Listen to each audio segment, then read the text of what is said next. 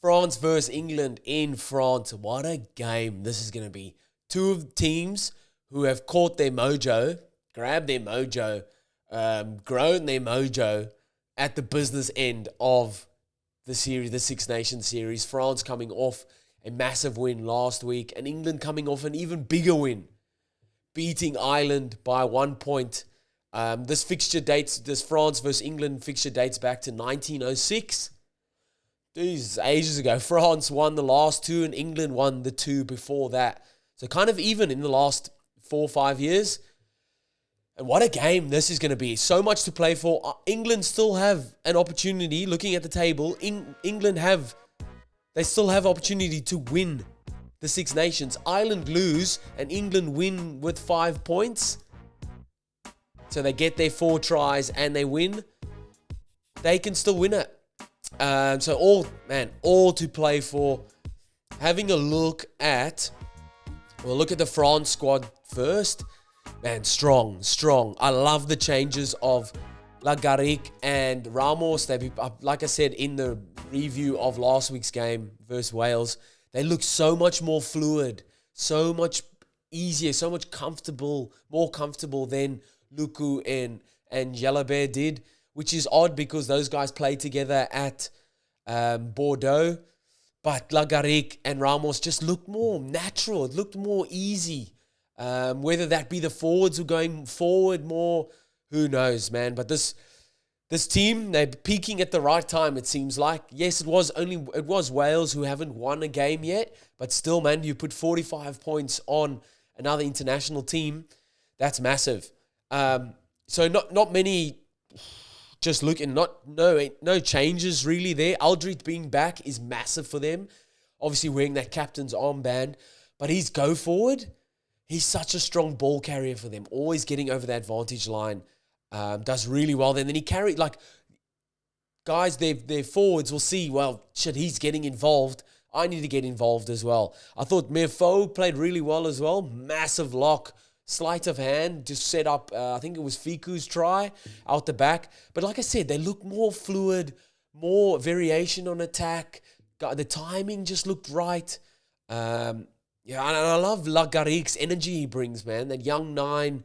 Yes, you're comparing him to Dupont, because Dupont's the man there, but he's not there right now. And Le Garrigue, I think, is the best substitute they have for Dupont. Played really well versus Wales. Jumping over to England will be flying high, but calm, if that makes sense as well. No changes. I love in the forward packs how they've brought George Martin in. They've put Ollie Chesham on the side, in the back row, very physical. Ben Earl's been physical as well. Sam Underhill, we know the work he gets into, but Mauro Itoje and George Martin been unreal. They do all the donkey work. They really contest in the lineout, so being pests in defensively in the lineouts and then getting all their lineouts on attack as well. And Ollie Chesham just brings that extra lineout option and gets around the park nicely too. Big kind of I'd say question mark, but question mark as well. They've gone for George Ford again to start, which I believe then is they're going to go in with that exact same game plan as against Ireland.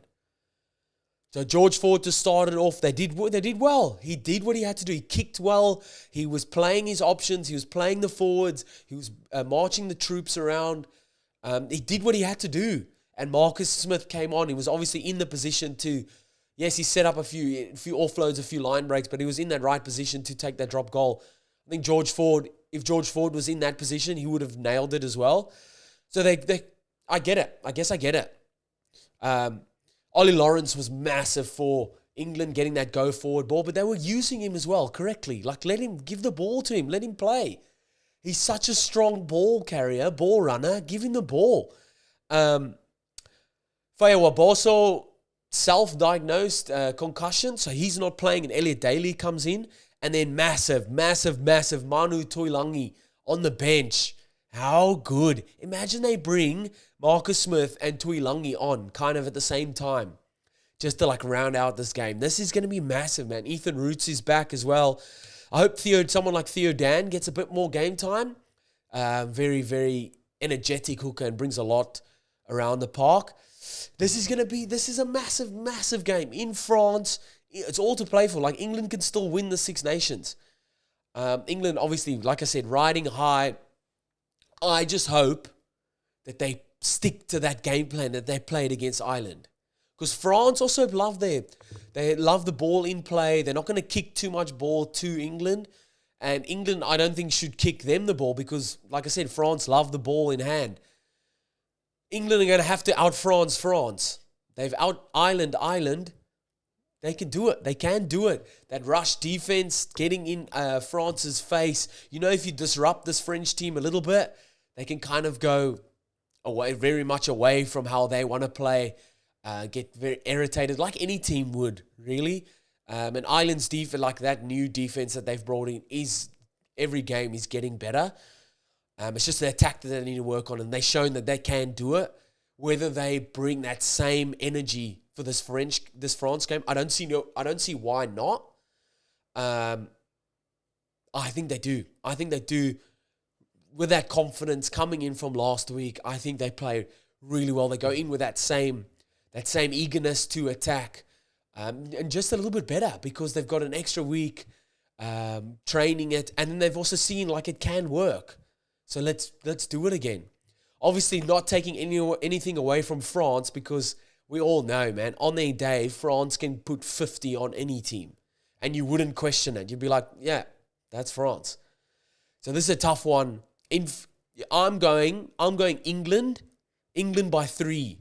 Close one, but I think England all to play for, riding off that confidence from last week. But geez, while I say that, like France would just come in and go, nah, last week meant nothing.